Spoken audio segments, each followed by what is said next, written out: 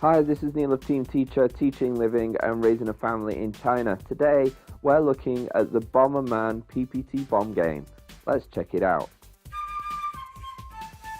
So the Bomberman PowerPoint game is made by Steve Marty of the Weigoop Forum, and I'm going to put a link in the comment section below the video for you to get your free downloadable PPT copy of the game.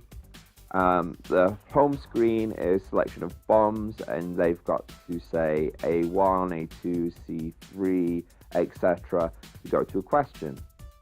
So once they answer the question, if they get it correct, you click on the Bomberman in the bottom left corner.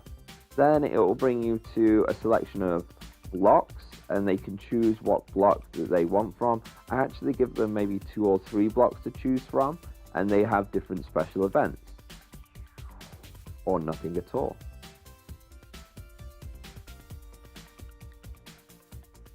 As you can see, there's a lot of variety.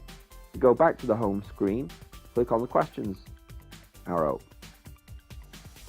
That was our walkthrough of the Bomberman PPT game.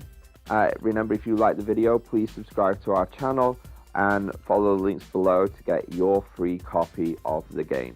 Bye bye.